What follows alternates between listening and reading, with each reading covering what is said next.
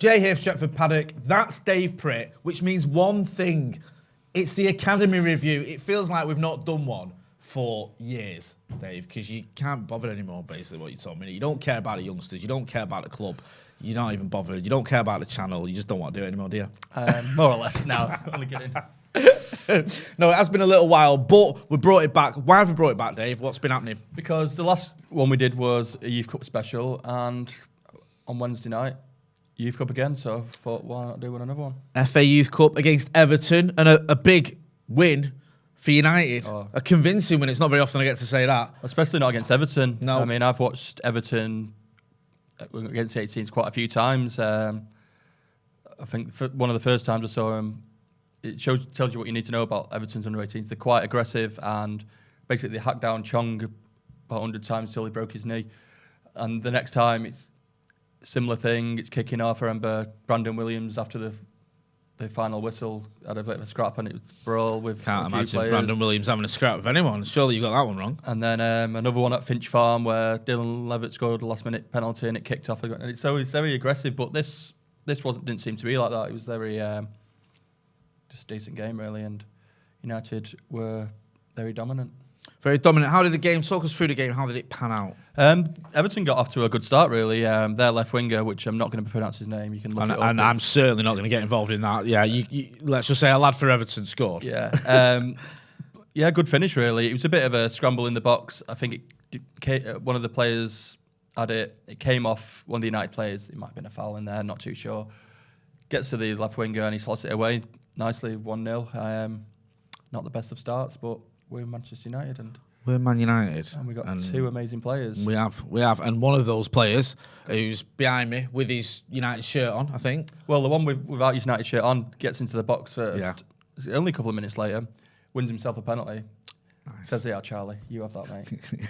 Straight down the middle, 1-1. Does he say, yeah, Charlie, as well? Is he talking mank? Well, he better be.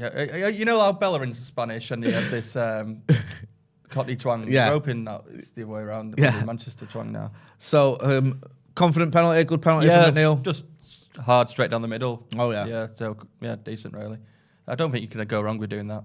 Okay. 1-1. So, honestly, on us even at that point. United then kicks on a little bit. Yeah, I thought we were then very dominant, really, all over the pitch. Finally get another goal. Ball's crossed in. I can't remember off the top of my head who crossed it in, but Kobe Mainoo was brilliant leap, heads it down bottom corner, away from himself. We had really good header, and I think from that moment we were 2-1 up. I think that was it then. We had a couple of other good chances, and then half-time comes and we're 2-1 up, and I don't think anything could have been said at half-time. Just carry on doing what you're doing, because they really were good. Second half starts, we have another goal, but it was I can't remember. There was a couple of players had a few chances. It was a bit of a pinball, and then comes to Sam Mather on his left foot, who just takes it off Charlie McNeil and just swoops it home, and then. Right at the end, you must have seen this goal. I did see you were sending me messages and unbelievable and videos. And when I watched it, I saw the video. I watched it about 10 times. He starts his run from his own box, wins the ball halfway into his own area. This is Garnacho, sorry. He's got a defender with him, takes it all the way, and you're thinking at some point he's got to be knackered now. Remember, this is the 89th minute, so he's played like 90 minutes. You're thinking, he's going to be knackered here. Then all of a sudden he just gets a second win, gets past the defender, gets into the box. And then you think he's just going to smash it, but he just slots it to the near post past the keeper. Unbelievable goal.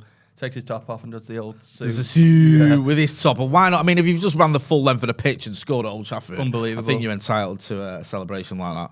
Yeah, to be fair, he was man of the match. He was unplayable at times, but with him and McNeil, we've got some talent there. I mean, McNeil could have had a hat-trick easily. Even if he did get a hat-trick, I think Garnacho still would have been the best player on the pitch for that game. He really was unplayable. Just someone that... It's funny, we've got a lot of left wingers, haven't we? Yeah. We just seem to be... We are left wing FC, aren't we, really? Even in the first team, it's like the one position you don't need to worry about is left wing, because we've got options there. But yeah, he's a very good left winger. You know what I'm going to ask? How far away from the first team is he? Because it was not that long ago, me and you were talking about likes of Anthony Elanga, and you were saying he could do something. If he keeps it on the ground, he gets a chance under who was then Ole Gunnar Solskjaer was the manager. How far do you think someone like Alejandro Garnacho is? Well, I've not seen enough of him, but from what I've seen of him, when I saw Elanga and I saw another player, we won't mention his name. Yeah, you can see that, yeah, they'll probably be first teamers, and you get that with him. He was just honestly all over the pitch. He was just tremendous, and you think if he carries on performances like that, he'll get in there. And he is young, and he looks young as well. You know, if he matures a little bit, I think, yeah, he'll be in that first team. I'll get a shot in that first team anyway. Because it's weird, like, you know, Ollie obviously had a lot of faith in youth, gave youngsters a chance. Ralph Ragnick's come in and done the same. You know, a lot of people were surprised when Anthony Elanga got into the first team because he gave him, you know, some real opportunities, didn't he? And people thought, coming in as interim manager, he might just stick with the players that, you know, especially as you mentioned earlier, we've got so many options at left wing, but he didn't. He's given Elanga a chance. We don't know who the next manager's going to be, but when people talk about United DNA, for me, the thing that sort of has been consistent throughout United's history has been our faith in youth. That is the one thing you can go, that's what United are about. I think what Ralph has done is, instead of saying, oh, we're short on players at the right wing, Quick as a right winger from the reserves, he's brought the reserves and the 18s, some of them into training, and it's whoever he's training best. And Alanga's not there because we haven't got anyone else in that left wing spot. He's there because in training he's been the best player and he gets his shot. And I think that's how it should be, really. It shouldn't be on how many appearances you've had. It's who's best at the right time. I mean, you know, you've seen Marcus being moved out. You've seen Andy Martial go out on loan, who can obviously play there. So he's done well. Elanga needs to get into that team. One of our favourite players, someone we're always waxing lyrical about, Charlie McNeil on the score sheet again. I mean, every time me and you spoke about Charlie McNeil, it usually ends with you telling me about the goals he's just scored. He's just a machine, isn't he? Like I said, he got a penalty this game. He could have got a hat-trick easily. He was unlucky, but yeah, he's a goal scorer, and yeah, I'm really excited to see what he can do for us. I mean, he's not been here that long, really. I mean, he was last year with the COVID thing, and then this year, and we've not been able to go to Carrington and stuff, but in these Youth Cup games, the chance to see him, and in the under-19s as well, yeah, he's some player, and he's a proper goal scorer as well. Big red as well, isn't he? Yeah. I love that because you don't have to be a die-hard United fan to play for Manchester United. And a lot of these youngsters, some of them aren't from Manchester, some of them have come from abroad, and they're not necessarily United fans. But he's proper, and he's East Manchester, I think he is, and he's a massive red. So he's obviously enjoying his time at United. Yeah, I actually had a chance to speak to him, and he said he was loving his time here at the moment. Really? So, yeah, he's just got the whole world at his feet at the moment, playing for the club he loves and doing well. Looks like he's got a good family setup as well, yeah. And I think his dad's quite hands-on with him, and that's good. You need that support, and he's obviously got it. And I'm looking forward to seeing more of him, and I hope that he will get... Where do you think he is in terms of chances? Do you think maybe next season we might see him get a few first teamers? Do you think he's a low move? Yeah, I know it's early, and I don't want to put too much pressure on him. It's awkward because he's a young lad. He's got a load of time still. We've still got Marcus, who can be a centre forward. We've still got Cavani. I don't know how long he's going to be here for. Ronaldo's still here. So, you know, you just hope, like, in these cup games, like the old school when it was Carling Cup, when Fergie just used to, right, here you go, have a go. And then that's how players used to impress. You hope something like that. Or the EFL Cup, I don't know if we're going to be in it next year. Hopefully we are. You're playing against men's teams, and it's a good opportunity for players to show what they're about, really. Yeah, definitely. Just before we do wrap up as well, I want to talk about a couple of loanees. Dylan Levitt scored a great goal up in Scotland as well, didn't he? Yeah, for Dundee. He's obviously, doing well there. But the talk of the town, if you will, is James Garner, again, after a very impressive performance against Leicester City in the FA Cup, following on an equally impressive performance against Arsenal in the FA Cup for Nottingham Forest. So that's 2 Premier League scalps he's got under his belt, if that makes any sense. Yeah. He also, I think it was Blackburn, he scored his 2nd goal of the season, decent goal as well, nice turn and finish, I think it was. Doing well at Forest, didn't he, James Garner? Yeah, he's looking really good. Last season? The first half of the season he was loaned out at Watford. Yeah, it didn't work out. It didn't work out at all, and everyone was saying, "Oh, maybe you can't cut it." And moved to Forest in the second half of the season last year, and just started smashing it, and gone back again this year, and he's just been on fire. And I think it's just showing you what he's about. I've seen him for a long, long time. But like I said, it was under 15s first time I saw him and Levitt together. But he's some player, and he's proven he can do it, and you know, if there's an opportunity next season, when he's back to play in the first team, I don't see why he shouldn't. He's proved he can do it against, you know, people like Arsenal and stuff. So why not? I mean, he did as well. I watched those games, and it wasn't just like he was a passenger or it was his teammates. He was fully involved, and he's, you know, especially on set pieces. He's set piece delivery, and let's not pretend we couldn't do with one of them.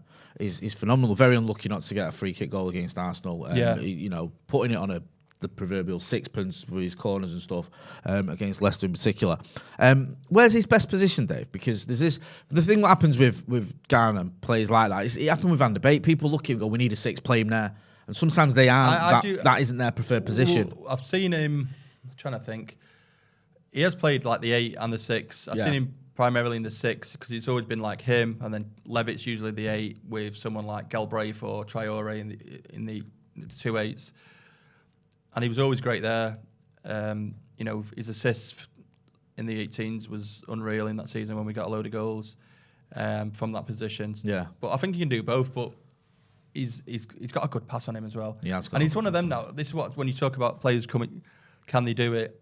Getting to that age now, this is the age where you start looking at him. When you start saying, you know, you get the odd ones where they come through when they're 16 and 18, but sometimes that's a bit too early. Someone like Garner now, you see that's the perfect age for him just to come through and show what they're about. And he's had a good trajectory so far, hasn't he? Like you say, he went to Watford, didn't quite work out, gone to Forest, done well. This season, well, the fact they wanted him back as well. Yeah, they wanted him back. He's been flying. So I think it's say make or break United next season, but I think next season we need to see him in and around the first team. I would like. Yeah, I think he should. It'd be criminal if he doesn't. But in pre-season, wherever we go on tour, he should be playing in most games, hopefully, and see what he's about. Mix him with the squad. Isn't it nice to have a bit of positive news about Manchester United and all the doom and gloom we have with the first team? A 4-1 win at Old Trafford. A 4-1 win at Old Trafford, right? An absolute wonder goal from him. Another goal from McNeil as well. I mean, it's just positive vibes, and now we've got Leicester. Leicester in the 6th round quarter-final. It's a 6th round, the quarter-final. We were doing a bit of Googling, and we're not sure. We think it could be. It might be, yeah. We think that is the quarter-finals. If it's not, get involved in the comments and let us know. That's the sort of level of research you get here from me on this channel. Dave, it's great to have you back on the channel. Great to be chatting about it as well. You're going to go to the 6th round, whether that's a quarter-final or not. Fingers crossed. I'm going to try and get down there myself, so we'll have to have a catch-up afterwards on the channel. Unless we get beat, so we won't talk about it. We'll have a laugh after. Yeah, we'll have a laugh. Anyway, so yeah, make sure, Dave, are you doing your videos elsewhere? No. Disgusting. I know. Right. Absolutely. Just give up everything. I tell you what, do you know what I mean? It's too busy sorting out kits for him down the road, upstairs. Right. That's been Dave Pritt. Go and follow him on socials. Dave Pritt. Something. Yeah, you can just Instagram is David Pritt. Yeah, and you'll find the rest. Yeah, and that's the level of enthusiasm you get on his socials as well. Yeah. You know where to find me. Make sure as well you are subscribing to the channel. We'll have loads more videos coming out about the youngsters as well as the first team, of course. I've been Motty. That's been Dave Pritt. This has been the Academy Review. Thanks for watching.